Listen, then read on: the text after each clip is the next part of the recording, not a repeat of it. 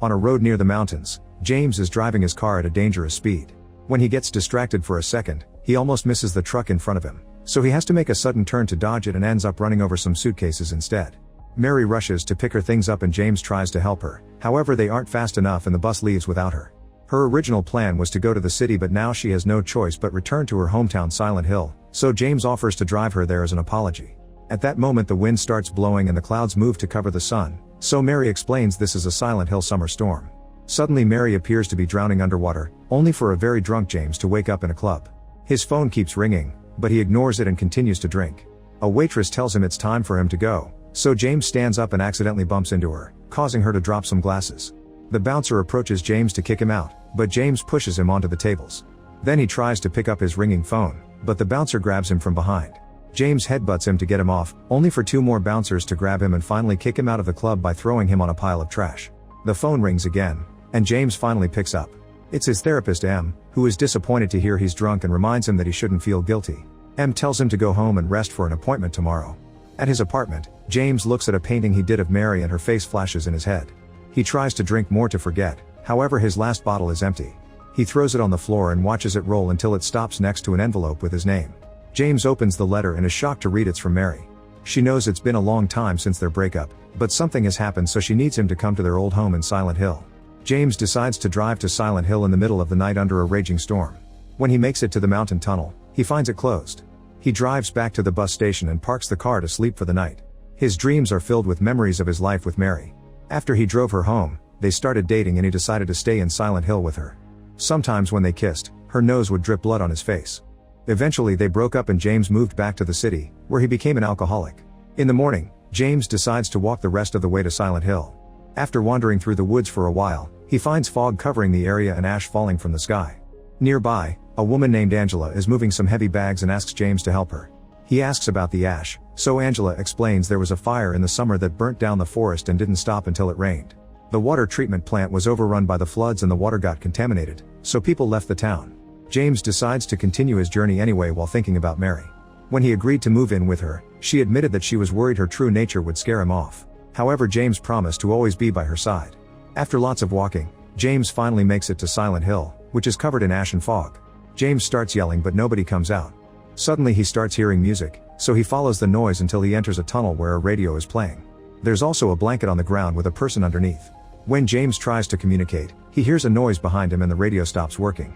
At that moment a hobo jumps out of the blanket and tells James that they're coming back but refuses to elaborate, so James runs out of the tunnel. Then James gets a call from M, but he ignores her scolding because he notices that there's a sign glowing on top of a nightclub door. Meanwhile the hobo sees a monster known as Lying Figure appear at the entrance of the tunnel.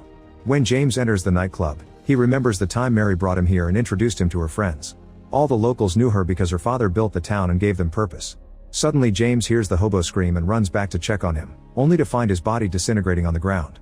The radio starts playing static noises and James is shocked to see the lying figure approaching him. The creature opens its chest and starts spouting acid, so James quickly dodges it and throws a tool to bring it down. The monster then crawls under a van and disappears into the sewers. Afterward the radio starts playing an emergency broadcast that asks all the residents to evacuate. This is followed by an alarm that begins to wail through town and several lying figures appear on the street as a deep darkness covers the ground and the buildings. James immediately grabs the radio and starts running, dodging all the lying figures and the acid shots that try to stop him. After lots of running, James trips and falls, causing all the rats in the area to flee. He watches in horror as some weird cockroaches called creepers emerge from a grill and attack a rat to bring it to their nest. A roach also approaches James, who immediately smashes it on the ground. Suddenly hundreds of creepers come out and chase after James, who has to keep running. In a random alley, he sees the creepers successfully attacking a lying figure. He ends up falling again and accidentally dropping the tool, but he can't retrieve it because the creepers quickly walk over it. Eventually he finds a fence and manages to cross it by walking through a hole. The creepers begin climbing the fence and watch him escape. Then James enters an apartment building and locks the door with some wooden planks. Soon the creepers arrive and climb on the glass, but they can't get in so they just stare. As James looks around, a bleeding woman appears behind him, but when he turns around she's gone. He points his phone flashlight at the stairs and sees a figure disappearing. James wonders if it was Mary and remembers the day they moved to this building. He takes the stairs and reaches the next floor, only to find the next stairs blocked by a gate. Then James enters an apartment and finds a glowing TV. A box next to it has a bunch of tapes labeled with the months of 2017. As he comes closer, he has a vision of blood-stained hands touching a body, and he falls on his knees as a pitching sound causes him to have a terrible headache. The visions continue, so James calls Em to tell her his head hurts a lot. Em wants to know where he is, but James only says he's getting closer. At that moment the call ends because his phone is out of battery. Then James runs to the balcony and feels the rain falling on his head. On the apartment above his, there's a silhouette waiting. Meanwhile, Em keeps trying to call James to no avail. She then makes a mysterious call saying that her patient violated the procedure, so she'll need a wellness check. Afterward, James climbs the balconies to reach the apartment above his. When he goes inside, he discovers that the silhouette is a bunch of moths on top of a mannequin. He looks at the mannequin's dress and remembers Mary used to have one like this. There's a light at the back, so James follows it to find a flashlight in what appears to be a very creepy shrine that has more moths inside a plastic head.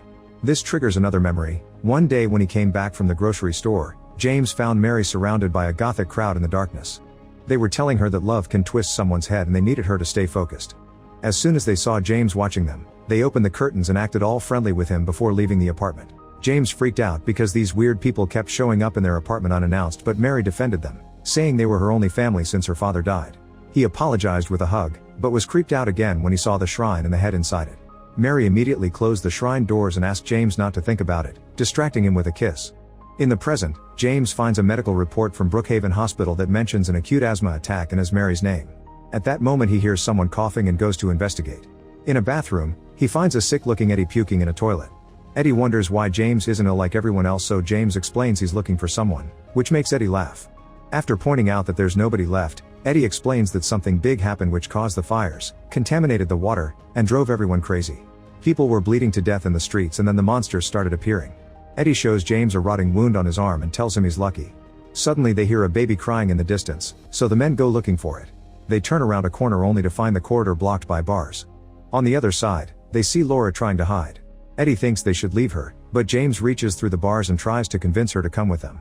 When Laura is about to take his hand, the radio starts screeching and they hear a spooky noise at the end of the corridor. Eddie insists they need to leave and James is having an awful headache, but he refuses to go without the girl. As the noise gets closer, Eddie yells at Laura to make her hide again. Then he kicks James and runs away. When James looks up, he discovers the noise comes from Pyramid Head and his huge sword. Pyramid Head reaches through the bars and tries to grab James, who immediately starts running away. While Pyramid Head begins to headbutt the bars to break them, James finds a mannequin monster. It turns around to look at him only for the head to drop and roll on the floor. Its eyes look at James as the body transforms into a spider. James quickly runs again while the mannequin puts on its head and bugs come out of its mouth. After bursting through another door, James enters an apartment but finds all the windows sealed. He can hear the mannequin spider coming for him, so he hides inside a closet and spies on the monster through a crack in the wall. As the spider begins searching the apartment, Pyramid Head bursts in too. The spider immediately jumps on him, but Pyramid Head easily pushes it on the table and hits its limbs with his sword. Then he starts beating the spider up and James has to cover his mouth not to scream. Afterward, Pyramid Head opens the closet and takes a close look at James, who can see human eyes inside the helmet. Suddenly the town alarm starts wailing and both of them grab their heads as they yell in pain. Hours later, James wakes up alone in the closet. He comes out and discovers that the place looks normal. There's also Angela lying on the floor. When Angela tells him that he can't save her, he desperately comes closer demanding an explanation, but Angela keeps him at bay with a knife. She then collapses in tears. James runs out of the building and on top of a wall he finds Laura, who asks him to catch her before she jumps down. She has a doll in her hand and says that Mary gave it to her. When James tries to ask for details, Laura sees something and starts running. James follows her, unaware of the person appearing in the fog. At a park, Laura enters a maze and James keeps trying to follow her, but he soon gets lost. Suddenly Maria appears behind him and asks about his plans. She decides to help him because he's the first normal person she's seen in weeks and there's strength in numbers. They manage to leave the maze, but when they reach the street, the radio starts screeching again. As a lying figure appears nearby, the duo hides behind a car and Maria holds James' hand. The creature spouts a bit of acid on the ground before walking away. Once it's gone, the duo comes out and James sees a building that triggers another memory. One day while he was wandering through the city, he saw Mary being dragged away by her creepy friends. He followed them into an alley, where he found a fence covered by posters.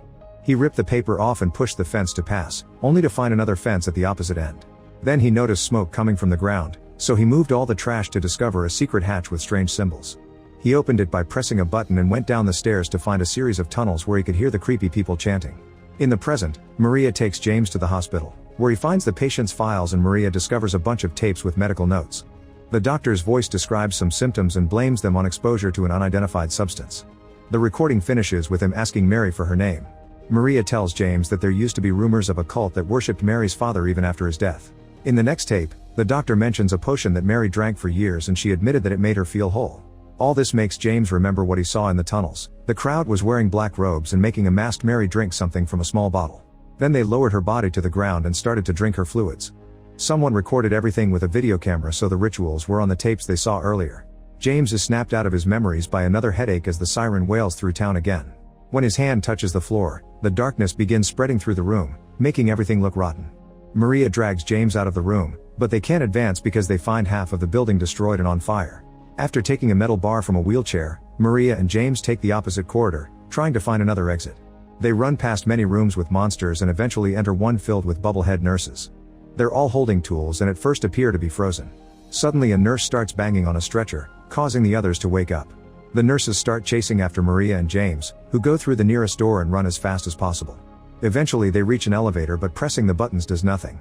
James decides to fight and starts bringing nurses down by hitting their heads with the metal bar.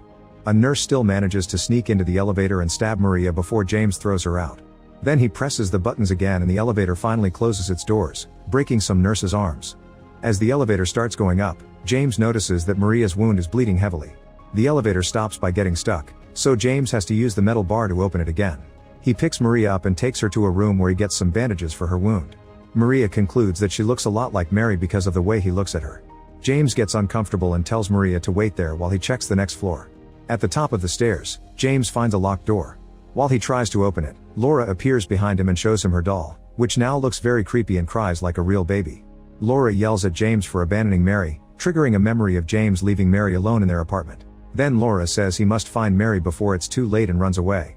James keeps following the girl until she hides in room 318. When James enters the same room, Laura immediately goes out and locks the door. He yells at her and pounds on the door before he hears a strange noise. Suddenly a bed appears on the ceiling covered with giant sheets and Laura talks through the keyhole, wondering why James came. The sheets open to reveal a creepy humanoid creature whose nose drips blood on James' face like Mary used to. When he says her name, the creature pulls out 4 arms and grabs him before inserting a hand into his mouth. James struggles to breathe while Laura tells him to come back when he's ready. Suddenly James wakes up and finds himself in a hospital bed. He starts freaking out and a doctor tries to calm him down while telling him that he's in Brookhaven Hospital in Silent Hill. When he asks about Mary, Em enters the room and tells him he needs to let go because Mary has been dead for months. James can only cry as he tries to make sense of his memories.